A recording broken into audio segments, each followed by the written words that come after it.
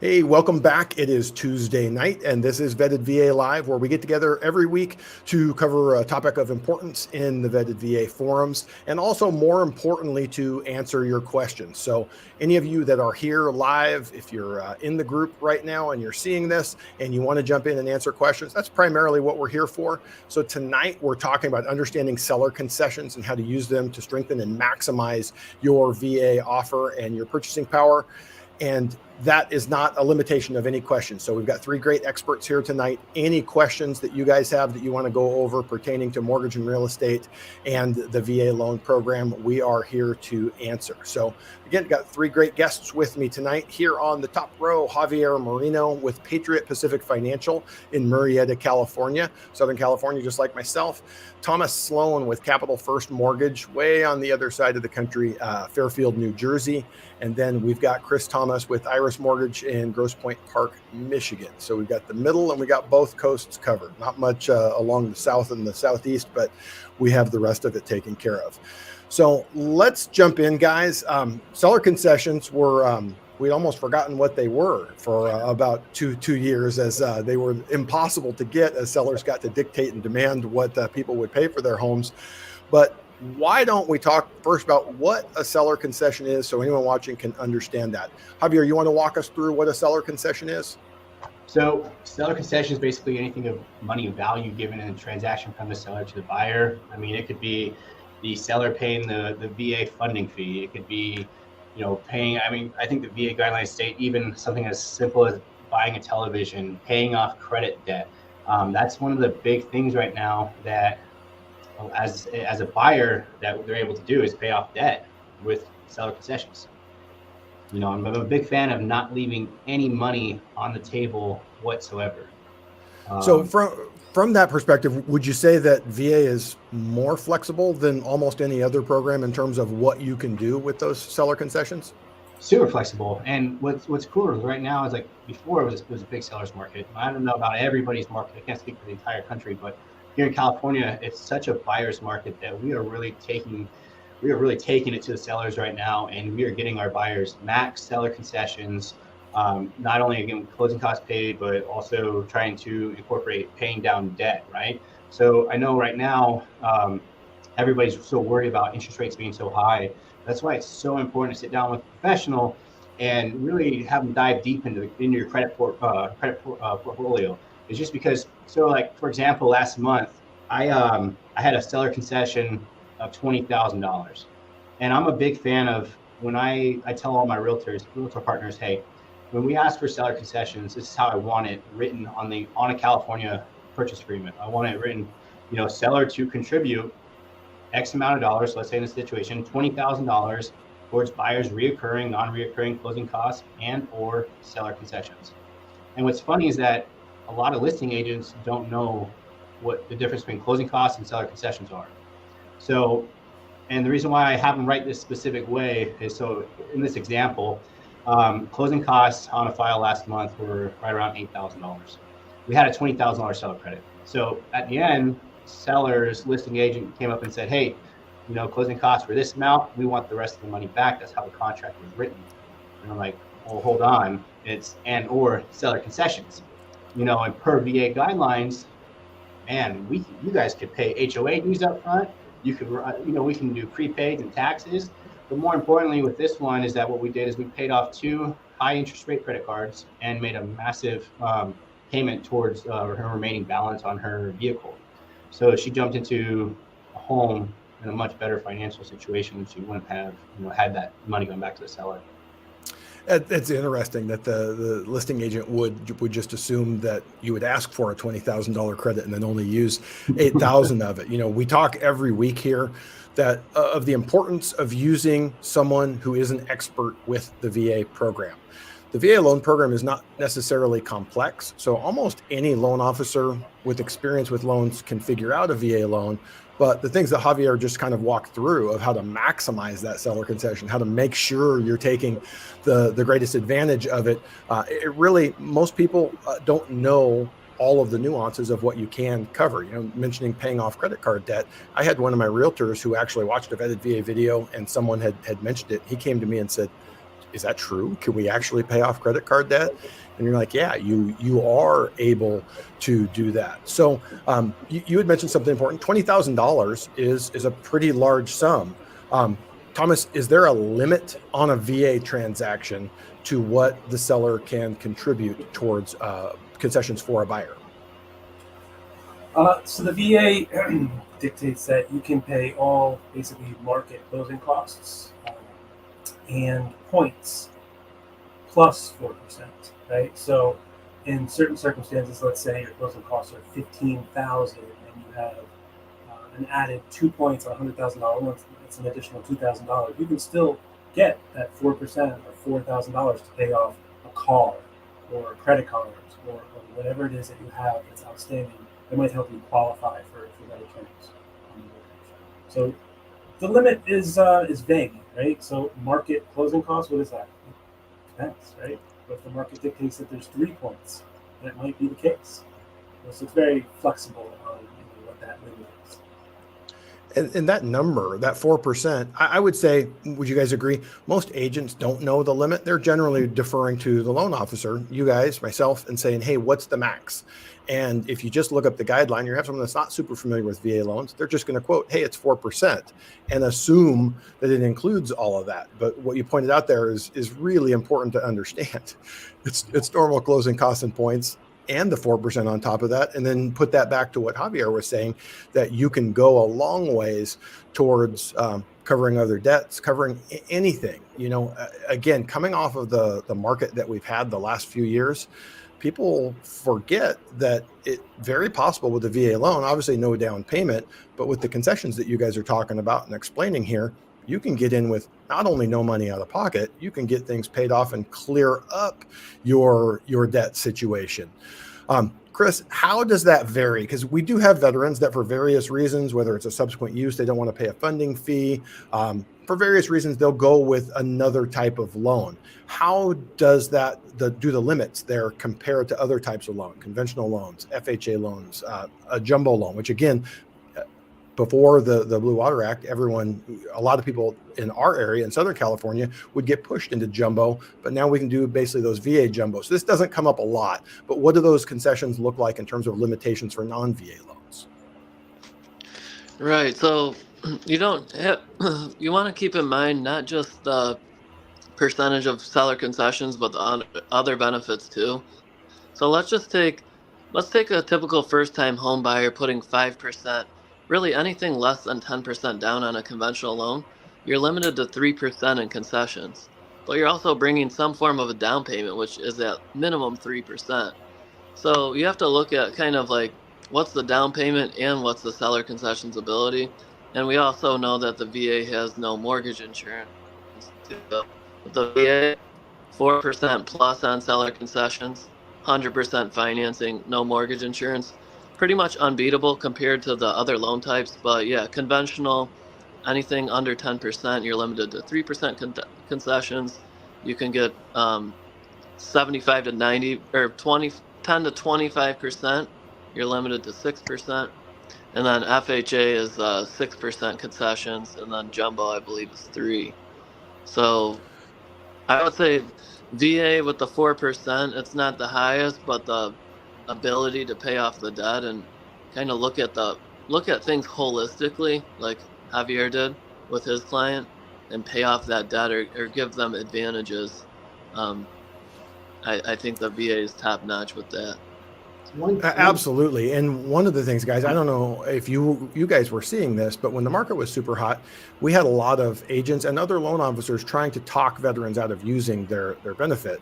And for all of the numbers that you just ran through, it truly is an unbeatable program in terms of many flexibilities. But this closing cost flexibility and seller concessions and how we can structure it go a long ways. Javier, we actually had a follow-up question here. Someone had asked, in your situation, in your contract, could the seller have backed out at that point or no, because it's in the contract? You want to explain to him sort of the nuances of how you had the agent write that contract and why they weren't able to back out?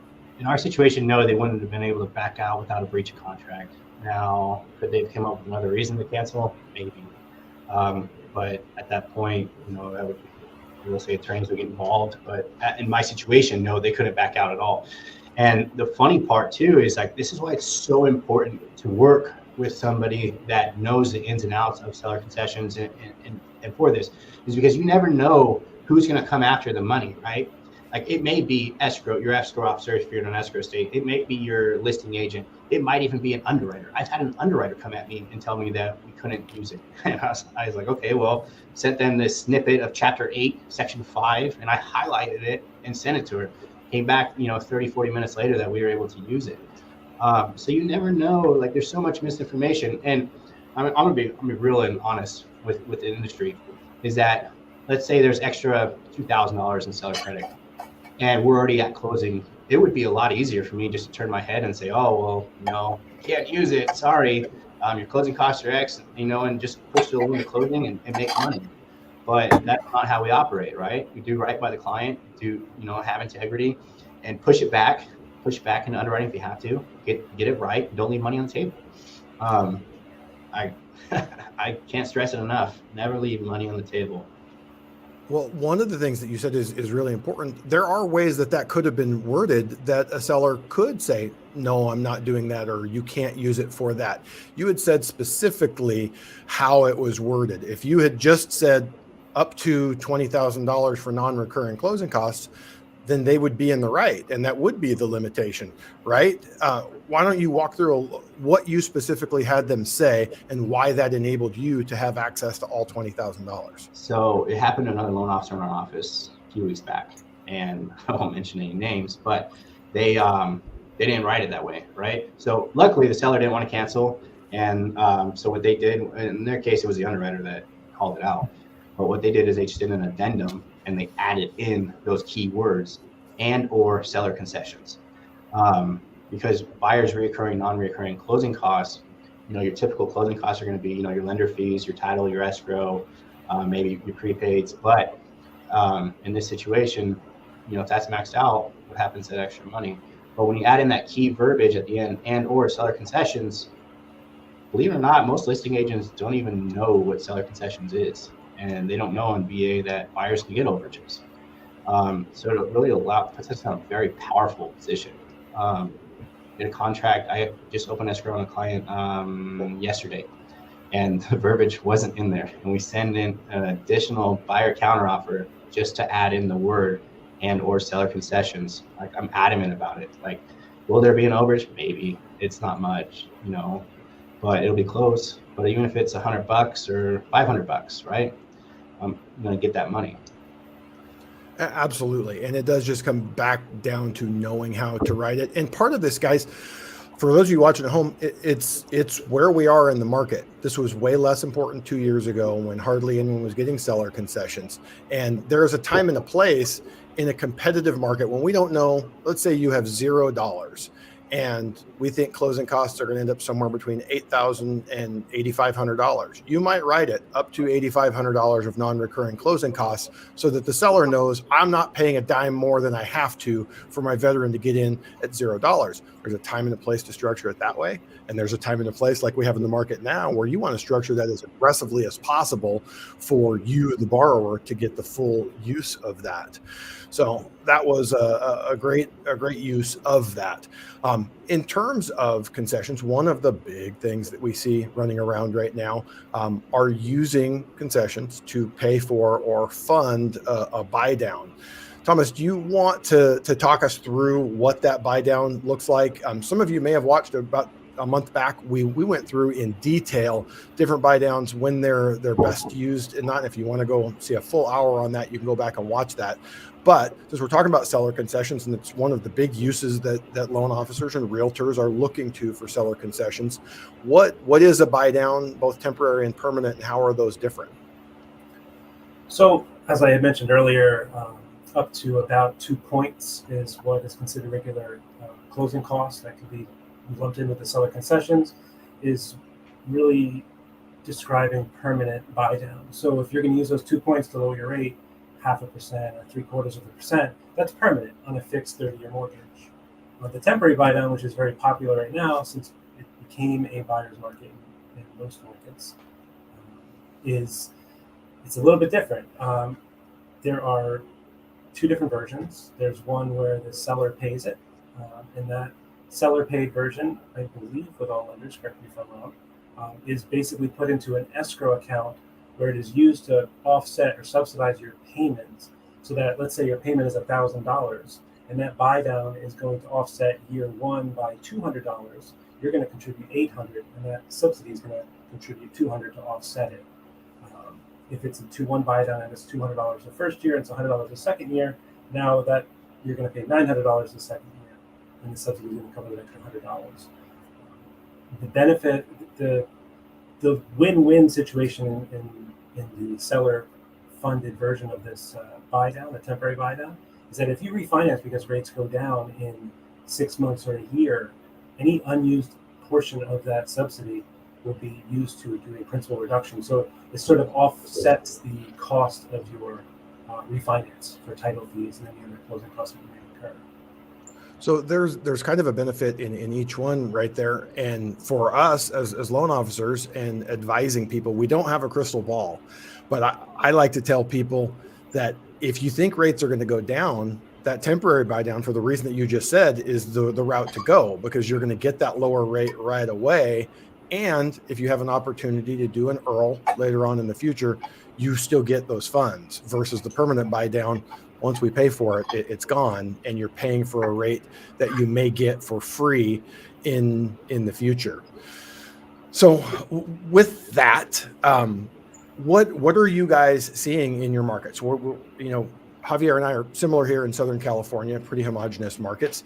But what do New Jersey and Michigan look like? What are you seeing, Chris, in your market, and what's typical in terms of concessions and your buyers' ability to structure deals in ways like this that benefit them?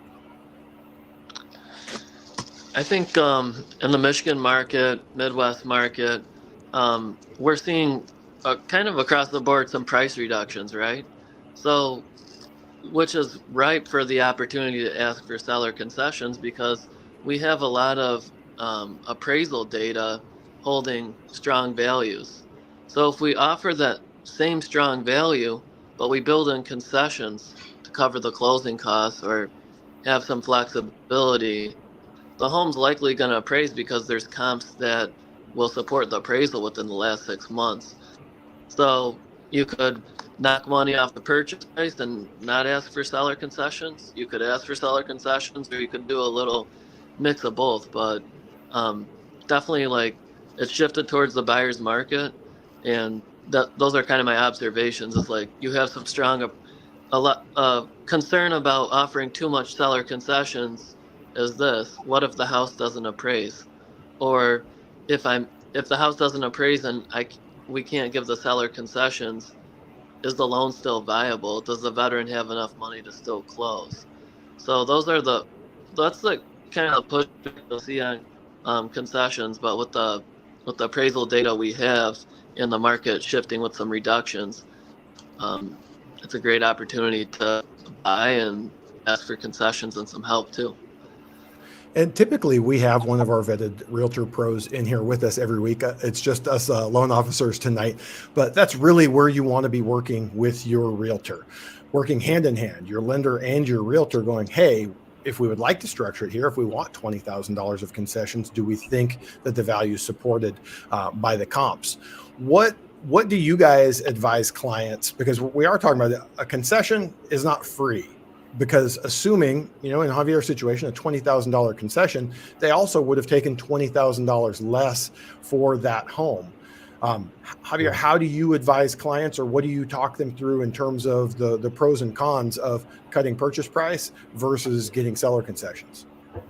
Well, I mean, for one, a big thing is looking at their overall assets and their portfolio. How much money do they have, right? Closing costs have to be paid by somebody.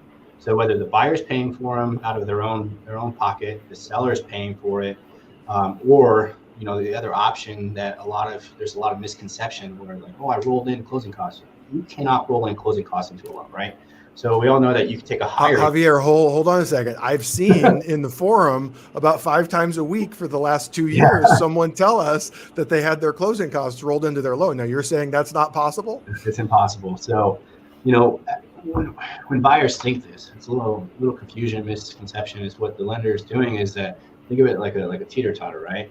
The higher interest rate, the lower your closing costs are going to be because the lender is going to give you money for those, but you're paying for it. It's coming out of your funds, right? You're paying your interest rate.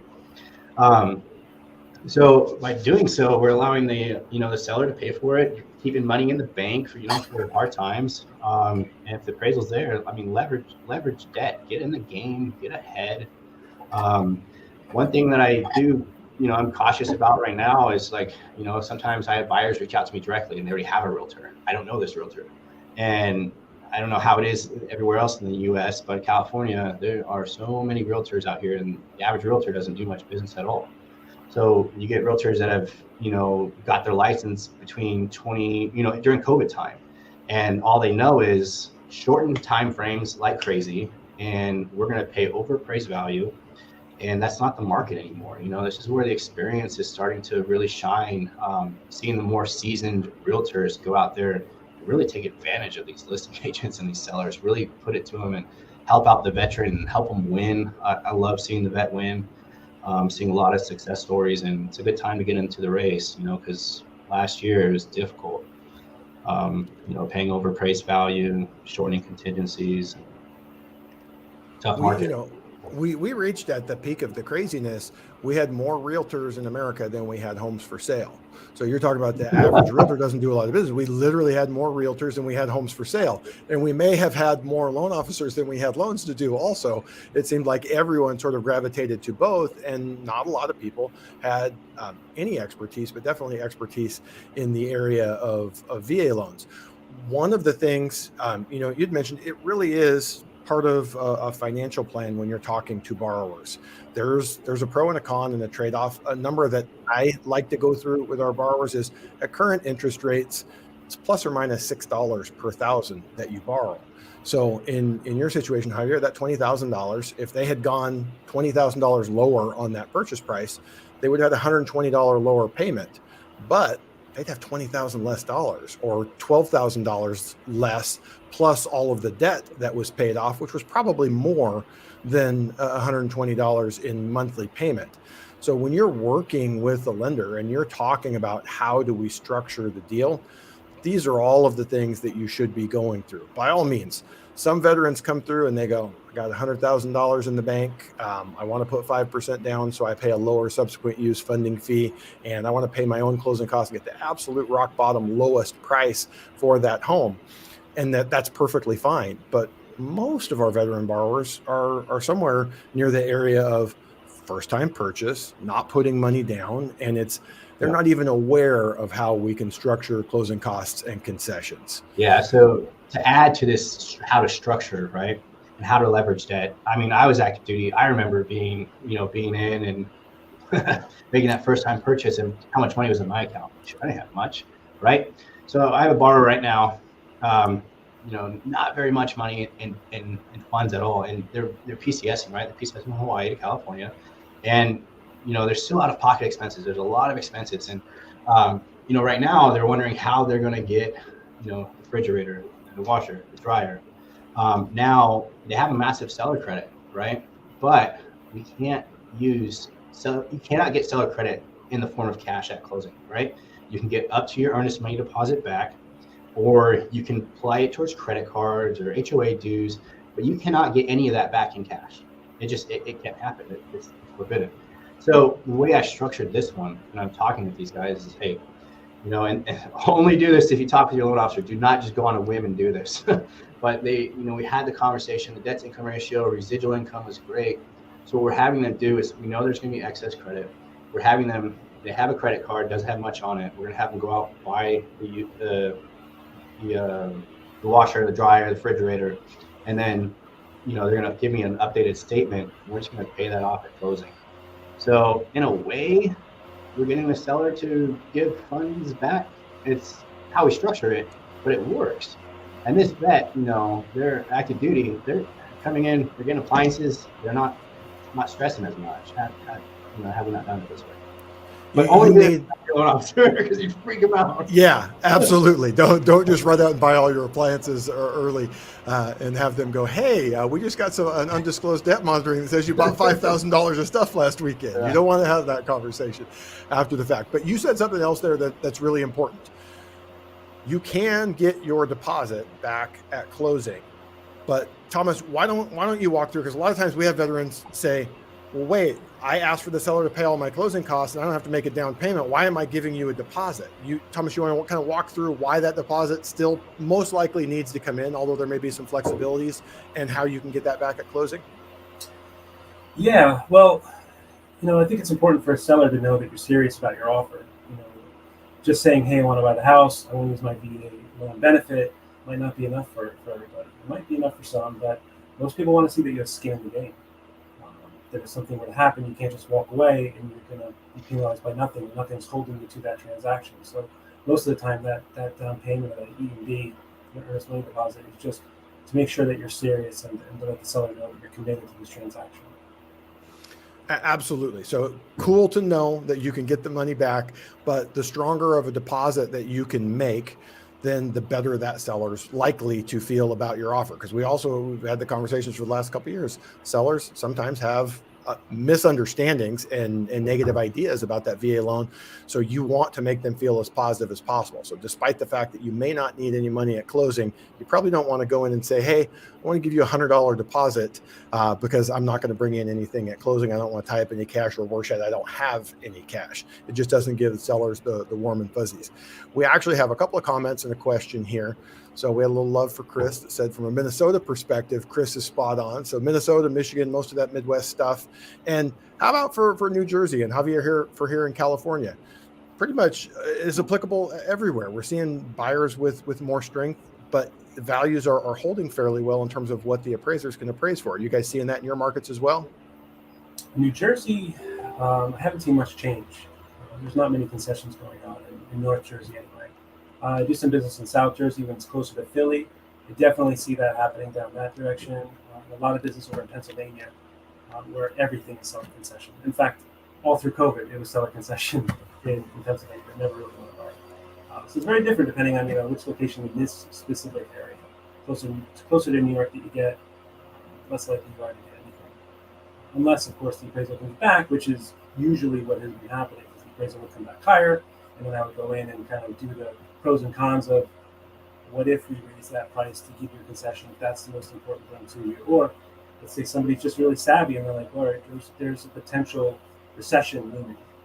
Do I want to give up this cash that I have in the bank, or do I want to just use a concession where I'm financing it? If money's lit, especially back during COVID where money's cheap, it made a lot of sense just to make sure that money kind of just stayed in the bank. So being able to restructure that loan during the process was a great benefit to a lot of people for certain circumstances. And I don't know what you guys are seeing. It's not even just geographically. You say South Jersey versus closer to the city, different areas, and that's 100% true. Different cities, different counties, different areas are going to be different. I don't know what you guys are seeing, just different types of inventory. Your middle of the road home that hasn't been updated for 20, 25 years, those are holding okay. And then you have the beat up, ugly house on the block is probably much more likely to be able to get a concession. But what I see is I have people come in and say, hey, I hear that, it's buyer's market, we have more power. And then they want to go out and buy the most perfect, beautiful home that still has 3 or 4 offers on it because it looks like it could be on HGTV. So it is important to know, where are you at? What does that market look like? And then what type of inventory are you trying to buy there? How long's the home been on the market? If they had any other offers, all of that stuff, so that you and your realtor can know, hey, is this a way that we can structure it? So we had another question here. One of the Facebook viewers says, my builder calls it a promotion. Is that any different than a seller concession? Anything that the builders are out there doing any different than the seller concessions that we're talking about today? They're just trying to push inventory and get them off their books. So it's the same thing as a seller concession for the most part. It's hard. I can't speak for the entire country, but here, right now they're giving away solar. They're paying closing costs. They're throwing everything at buyers right now because new construction is not moving. You figure in California, not only are interest rates a little higher, so that's kind of pushing out your active duty buyers out of some price points that they were eligible for beforehand, but now we're also high taxes, right? So new construction here in California, taxes are nasty on new construction, very high. So high property taxes and high payments doesn't go well for the military active duty guys. And like you Hello? said, mandatory solar, and a lot of the stuff in the new Yeah. construction is going to have an HOA on top of the high taxes and the mandatory solar. I'm sorry, Chris, I didn't mean to cut you off. I just wanted to make that comment on the California market. No problem. And I just wanted to chime in too, and let's step in the builder's shoes for a second too. They want to have a high sales price, right? So their other builds are comping out. So that would just be one thing to keep in mind with why they might give some seller concessions, so they could set a price a little bit higher for their other properties. Yeah, very good. I like that. Absolutely. For them, they would much rather give you a concession than cut that sale price. It is important that they not have any lower sale prices as their phases move forward. So that's a really, really good point there. Another question here from the viewers. Is having a concession make your case any stronger to get it clear to close? Does it have any impact on underwriting for the file as long as it's been structured properly and fits within the guidelines? No, definitely not. The underwriter's not going to look at whether or not your file is stronger or weaker because of a concession. They're just going to look at if it's a regular underwrite, we're going to make sure that it's just an approved, eligible sort of findings where the automatic underwriting system said, you're good to go, just go through standard underwriting. In the case that might make your case stronger or weaker really depends on your market, and it is really kind of the perception of a seller or a listing agent as far as making your case stronger or weaker. I mean, maybe if you have an assets issue, if you don't have as much assets and you barely have enough to skim by and pay your closing costs, but after closing costs, you only have $200 in the bank. That having that seller concession and showing that you still have assets in the bank definitely help. For that, for reserve requirements, lower the FICO score. Some banks, you want to manual underwrite. Some banks may require you to have a 1 month or even in some cases 2 months reserves in there, for lower FICO scores. So could be good. May not matter though. Everybody's gonna be different. I would say the biggest influence it would have would be the optics from the seller of getting an offer accepted, asking for the concessions, and then thinking about, okay, if the appraisal falls short, does this veteran have a backup plan because they were leaning on seller concessions? But the good thing about the VA is if the home doesn't appraise, you're able to walk and not sacrifice your earnest money. In situations where you guys are asking for concessions, are you having conversations with the listing agents when the offer is presented and trying to help with this, of them understanding how you're structuring it, what the benefit is to the veteran, and how it's also going to get them to the finish line? Definitely. Chris kind of opened up another can of worms. I think that, having that conversation with listing agent, because you're obviously going to ask for a lot, you hope the home appraises, right? And it's asking listing agents, what justifiable comps are you comping the house out that you're, listing for this price point, and is it going to comp? If the comps are there, any loan officer that's been doing VA business, hopefully, in the last 2 years, you've been, sharpening your axe and learning how to do, a reconsideration of value or the Tidewater process. I mean, I think a lot of us, and that's why I love the vetted VA community, even for the loan officer aspect, is that we help each other, reconsideration of value, putting those together. We got really, really good at them over the, the past 18, 24 months, and we got stronger and gotten better at them. If the comps are there, we know how to go through the process. We know how to get the sales price up. The appraiser's not the final word. And that's a really important point. I don't think most veterans know that the VA will make the decision, and oftentimes, if not more often than not, will make the decision in favor of the veteran. I had one here in Upland, California a couple months ago that we've talked about here on the show before. It came in $125,000 low. So we're looking at it, and the appraiser, he was one of the appraisers that liked to tell you on all of his correspondence that he was an MBA. So kind of wanted to let you know that he was the smartest guy in the room and he knew exactly what values were. And it was a unique property, so you could sort of see what he was doing, but he was ignoring better comps. Both agents knew going in, it was probably overpriced and it probably wasn't going to appraise, and everyone was prepared for maybe $20,000 low. $125,000 was a shock. But bottom line, at the end of the day, we did the reconsideration of value. The veteran put their package together, their letter with their agent, along with comps that they thought better reflected the value. And we got it up $75,000, and they ended up being able to put that deal together. The only reason I say that is $75,000 is a lot. Most people would think you would never get a change of $75,000, and they don't. That's not the VA going back to the appraiser and saying, hey, we think it's worth $75,000. Do you agree, or will you fix this, or will you correct it? They just come back and say, there's your notice of value, and you get that additional value. And it can save deals when your loan officer knows how to do that. It can save your concessions when your loan officer knows how to do that. Do you guys get bad, like a repeating offender, like for appraisers that are just terrible in your guys' market? So we have one guy that just every loan officer in our area knows him by name. And we documented, and we've filed so many complaints over the years. And I haven't had him in a while. I don't know if we got him fired or what happened, but he was just purposely just putting in low values, and it was just making things worse. So I haven't seen him in a while now, though. But I was wondering, you guys have those? I'm surprised that in Southern California that you see them repeat. Like for us, we do loans throughout the state of California, majority Orange County, but even at that, probably 50% outside of Orange County. So I just don't see any appraisers coming up that often. But it certainly wouldn't surprise me that VA is tracking that. And if they get enough ROVs for the same appraiser over and over again, hey, you know what, we don't want any more of these. Let's get another person in here to I'm pretty sure he's off the VA appraising panel. Like I haven't seen him, but we've had quite a few loan officers talk about him. So I have seen that because I'm sorry, I have seen that in Michigan because there's some pockets where the population's low. You know, you have major cities like Detroit, Flint, Grand Rapids, but you have those kind of outskirts, and you know the VA assigns based on that geographical area. So I've had listing agents fear accepting a VA loan, but I think, you know, at the end of the day, you got to work as a team with your buyer's agent, your client, your listing agent. We're all trying to get this thing to the finish line.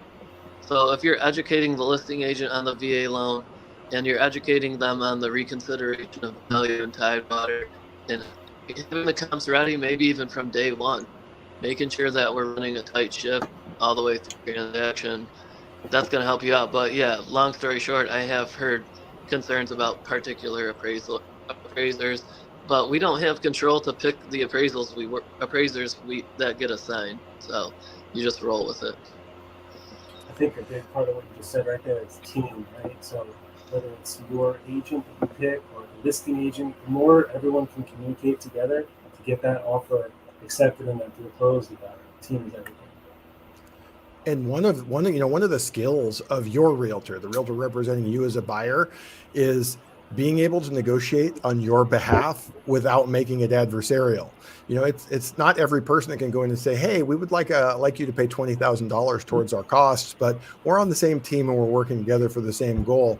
But it really is. We want to keep it where everyone is on the same page. Everyone wants the same thing: happy client, successful closing, and move on to the next deal. So we're about 40 minutes in. You guys have done a really good job of explaining what concessions look like. Before we wrap up, any other tips or tricks, anything that each of you would like our veterans to know about concessions and how they can use it to maximize their purchases that we haven't covered yet? Did we touch on like principal reduction?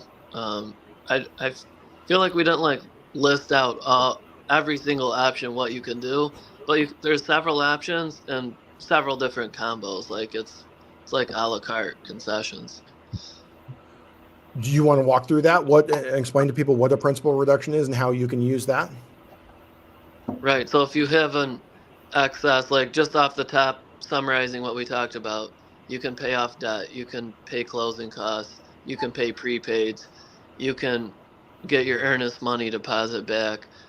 You can buy down your interest rate, and you can also do a principal reduction. Unless I miss anything, but you can reduce the principal amount that your starting loan balance with concessions. So perfect. It gives you a lot of flexibility of how to make sure you're not leaving any money on the table and using that. Thomas, Javier, any parting words you'd like to leave anyone with? I know that excess of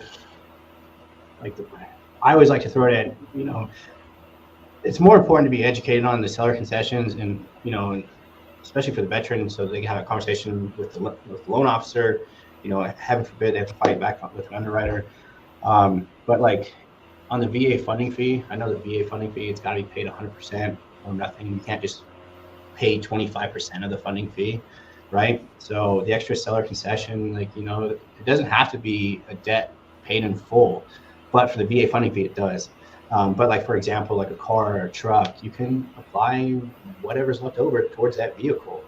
And those are just some things like I've been hit with back from underwriters, like, oh, it's got to be paid in full. It's like, well, show me where it says that in the guidelines. It doesn't.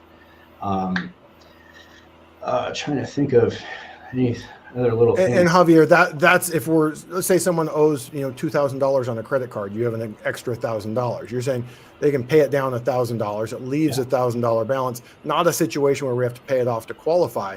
Just paying it off just because we don't want to leave money on the table. We'd rather have $1,000 owed on the credit card versus $2,000 and money going back to the seller that you rightfully negotiated in that contract. I'm actually going to add on to that too, because that's an amazing point, partially paying off a balance. But I've also had clients where they might not meet the residual income requirement by just a touch, or DTI, like however you want to word it.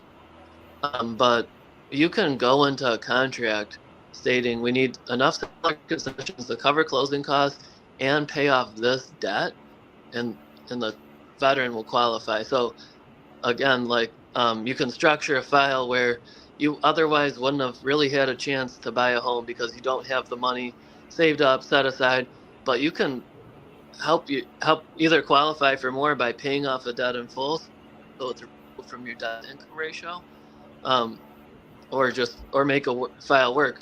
But you got to communicate from day one and be savvy with your structuring. Especially if a liability's got $3,000, maybe it was like a car payment, right? Something with a higher payment. So maybe the payment is $300 or $400, but it doesn't have a big balance left. Well, $300 or $400 extra in purchasing power, that's massive. Now, the buyer qualifies for a better home, and the buyer's agent loves you. So good point, Chris. Good point. I think the thing that if I'm watching this, the thing that I would take away is that a VA loan expert can really walk you through a number of different ways in the current market to utilize seller concessions to maximize your qualifications, minimize your debt to income ratio, kind of clear up your debt load, help you from that perspective. And there's no right or wrong answer, but you do want to work with someone who can pencil out all of those options, show you the pros and cons of each, and come to the solution that works best for you and the seller when you're negotiating that offer. With that, I think we've done a pretty good job on this. We got a bunch of questions here. Actually, we had one last one here come in. It says, will resources of brokers or realtors to work with be listed somewhere? In Southern California, want someone knowledgeable, like you guys said. Thank you for all this info. So specifically, we have an excellent resource for that. Go to vettedva.com. There is a map of both mortgage and real estate professionals on there that you can reach out to and contact and get all your questions answered. And the one thing on the loan side, it's pretty easy to use someone that is approved in your state. They don't have to be there close and local to you, but your realtor is going to want to get in the car with you, drive out and see homes. So you're lucky. In Southern California, we have multiple realtors there that have been vetted, that have gone through the education, that are in the Vetted VA forums every week, moderating, asking questions. And I kind of expect when our mortgage pros show up here on the live show that they know their stuff and know the guidelines and how to maximize it. The realtors actually blow me away here every week with their knowledge of the VA loan program and all of the things that we're talking about today, and how you can maximize your purchasing power. So with that, gentlemen, I appreciate you being here, sharing your knowledge and expertise. If you guys are out there watching, if you have a question, show up every Tuesday. We've got a new panel of experts to answer your questions live. They can go in depth on that. If you're not sure who to talk to, you can go out to the forums. You can ask questions. You can ask questions anonymously, and folks just like these experts are going to be answering your questions in detail. Or you can go to the map and get connected to have a conversation with someone directly who's been vetted and through that process. So again, gentlemen, I appreciate you being here, and we'll be back here next week. Thank you. Thanks, Josh. Have a great night. Thanks for having us.